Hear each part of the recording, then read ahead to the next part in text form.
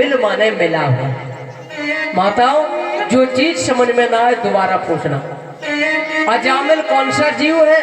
अकेले भागवत वाला अजामिल नहीं, जो जीव माया से जुड़ा है उसे अजामिल कहते हैं। जो जीव माया से जुड़ा है वो अजामिल है। अजामिल एक ब्राह्मण है और महाराज ये कानकुब्ज ब्राह्मण अपनी पत्नी के साथ बड़े आनंद से रहता है। एक दिन क्या हुआ, अजामिल पूजा के लिए पुष्प लेने गए और जैसे ये पुष्प लेने गए उस समय इन्होंने एक ऐसा दृश्य देख लिया और वो दृश्य आंखों के रास्ते से हृदय में चला गया।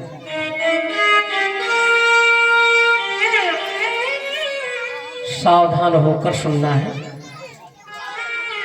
दो रास्ते हैं, आंख और कान, ये हमारे दो द्वार हैं। इनके द्वारा हम श्री हरि के दर्शन कर सकते हैं और श्रवण करके ठाकुर जी को अपने हृदय में पहुंचा सकते हैं। आज इन आंखों से अजामिल ने एक ऐसी स्त्री को देख लिया है जो बहुत सुंदर है। महाराज, बाहर से बहुत सुंदर है, अंदर से पता नहीं। और उस स्त्री को देखते ही उन पर मंत्र मुग्ध हो गए, मोहित हो गए। ये वासना का प्रतीक है। आंखों के रास्ते से हृदय में बसा लिया। और महाराज, जब ऐसा कोई भी दृश्य आंखों के रास्ते से हृदय में जाता है, बोले ये वासना बाहर से बहुत सुंदर दिखाई देती है लेकिन वैसी होती नहीं। चंद पंक्तियां देखेंगे। वासना बढ़ाते हो जितनी उतनी ये डायन बढ़ती है, डायन बढ़ती है, उतनी ये डायन बढ़ती है। और कैसे बढ़ती है? नागिन को जितना दूध पिला, नागिन को जितना दूध पिला उतना ही जहर उगलती है, उतना ही जहर उगलती है, उतना ही जहर उगलती है। ये वासना का स्वरूप ऐसा है, बाहर से सुंदर दिखाई देता है। आंखों के रास्ते से अजामिल के हृदय में वो दृश्य पहुंच गया। उस स्त्री को ही अपने घर में ले आए। बहुत दिनों तक इस प्रेम जाल में इसके फंसे रहे।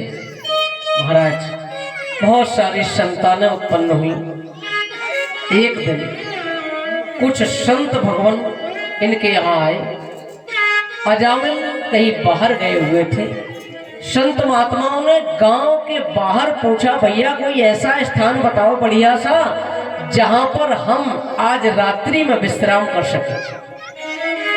तो आपने देखा होगा गांव के कुछ बालकों को, तो इन्होंने सीधे उसी स्त्री का घर बता दिया जिसे अजामिल लेकर आया था। अजामिल के यहाँ पहले से ही एक सुंदर स्त्री थी, लेकिन ये जब उनके साथ रहने लगे तो महाराज आज उसने बढ़िया देखा कि हमारे यहाँ संत भगवान आ गए, तो कृपा हो गई।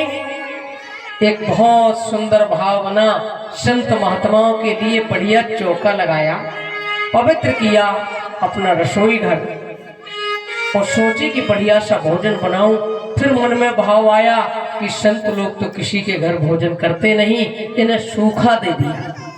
सारा सामान, आटा, चावल, दूध, दाल, महाराज पूरा सामान दे दिया।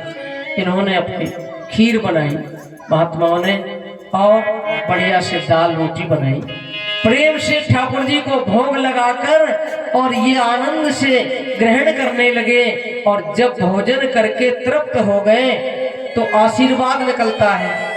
संत जिस घर में भोजन करता है, विद्वान जहां भोजन करते हैं, और जितनी देर वो भोजन चलता है उतनी देर वो जितना जाप ताप, जितना जब तक हवन जो भी करेगा उसका पूरा फल उस यजमान को प्राप्त होता है जिसने भोजन कराया है। महाराज उसी समय जब ये भोजन करके हृदय से आशीर्वाद निकल रहा था, तभी ये अजामिल आए। अजामिल ने देखा हमारे घर, वो भी महात्मा। अंदर गए और अंदर जाकर देवी जी से बोले, अरे इन महात्माओं को किसने बुलाया? क्योंकि इनकी बुद्धि खराब हो गई, सदाचार नष्ट हो गया है, इसलिए इन महात्माओं, विद्वानों, संतों से कोई मतलब नहीं।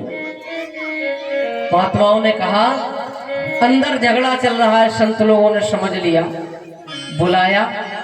बोले हम आपसे कुछ मांगना चाहते हैं। अजामिल ने कहा हमें लगता है कुछ दक्षिणा मांगेंगे।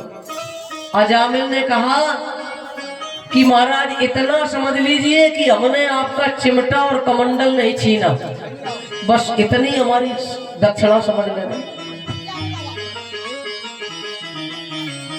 महात्मा बोले हमें आपसे कुछ धन नहीं चाहिए, हमें आपसे सोना चांदी नहीं चाहिए, बस इतना कह रहे हैं कि अभी हमने ध्यान से देखा है आपके माता, आपकी पत्नी जो आपके घर में है, बोले वो कुछ दिनों के बाद एक दिव्य बालक को जन्म देने वाली है, उसका नाम रखना है नारायण।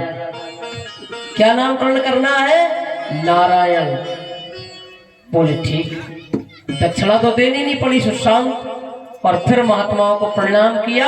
महात्मा ऐसा आशीर्वाद देके वहां से चले गए, सुंदर दिव्य नाम मंत्र देकर वहां से चले गए। महाराज धीरे धीरे समय व्यतीत होता है। एक दिन क्या हुआ कि बुढ़ापा जब जीवन में आता है तो उस समय ना तो हमारे पैर साथ देते हैं, ना हमारा शरीर साथ देता है, सैया पर लेटे आ जाकर। और महाराज जैसे ये सो रहे हैं, भगवान नाम स्मरण तो इन्होंने बहुत कम किया और ये चिंतन करते हैं, कभी अपनी पत्नी का, कभी अपने बालक का। एक दिन वो समय आ गया, अंतकाल, मृत्यु का समय। अगर बोला बेटा नारायण नारायण मेरी रक्षा करो। महाराज जी अपने बेटे को बुला रहा था कि बेटा आकर इन काले काले यमदूतों से मुझे बचाएगा। लेकिन उसी क्षण भगवान के पार्षद वहां से गुजर रहे थे, तो भगवान के पार्षदों ने कहा कोई हमारे मालिक का नाम ले रहा है, कोई हमारे स्वामी का नाम ले रहा है। तो भगवान के पार्षद दौड़कर आए, अजामिल को देखा और पास में खड़े यमदूतों को देखा। बोले आप इन्हें नहीं ले जा सकते। भगवान के पार्षदों में और यमदूतों में झगड़ा होने लगा। बोले इसे हम ले जाने नहीं देंगे। यमदूत कह रहे हैं हम इसे ले जाएंगे, इस जीव ने दुराचार किया है, पापाचार किया है, कभी भी भगवान का नाम नहीं लिया। भगवान के पार्षदों ने कहा तुम्हारा दिमाग खराब हो गया, अभी सुना नहीं कितने ऊंचे स्वर में कहा नारायण नारायण, क्या सुनाई नहीं दिया? एक बार जो नारायण कह देते हैं उसके कई जन्मों के पाप ताप नष्ट हो जाते हैं। आइए हम आप भी 2 बार नारायण नारायण जरूर बोलेंगे, हमारा भी जीवन मंगलमय होगा।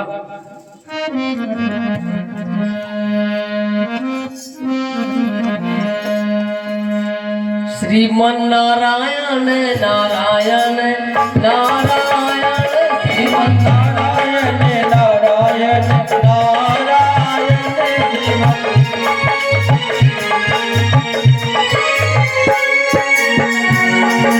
नारायण नारायण नारायण,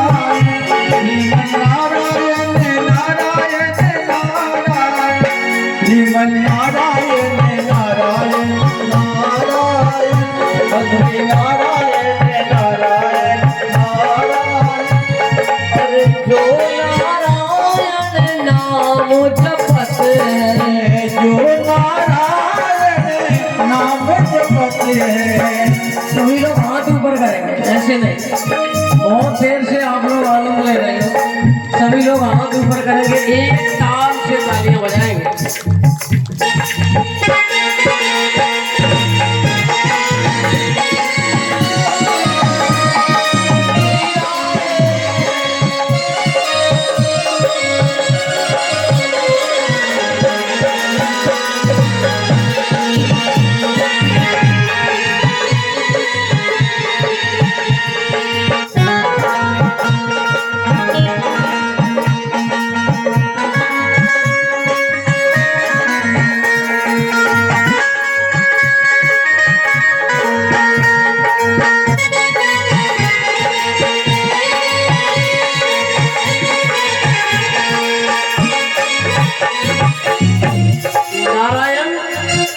नारायण का जो शाब्दिक अर्थ है वो है नार प्लस अयन। नार माने जल होता है, अयन माने स्थान। जिसका जल में वास हो उसे कहते हैं नारायण। हमारे ठाकुर जी कहाँ रहते हैं? नारायण भगवान क्षीर सागर में, जो जल में रहते हैं। नार माने जल। तो आप लोगों एक एक अक्षर अलग अलग बोलेंगे। नारायण सब लोग बोलेंगे तीव्र स्वर में। नारायण श्रीमन नारायण नारायण श्रीमन नारायण नारायण नारायण श्री नारायण नारायण नारायण सत्यनारायण नारायण नारायण सत्यनारायण नारायण नारायण। बोलिए नारायण भगवान के जय। लिया और आप लोग तो कथा सुन रहे हो, कितनी बार भगवान का नाम ले रहे हो। महाराज यमदूत आपके पास कभी भटकेंगे नहीं, उनकी छाया भी आप पर नहीं पड़ेगी। जो भगवान का नाम लेते हैं, जो भगवान की कथाएं सुनते हैं, यमदूत उन्हें लेने नहीं आते। उन्हें भगवान के पार्षद दिव्य विमान पर बैठा कर पहुंचा देते हैं। भगवान मंत्र है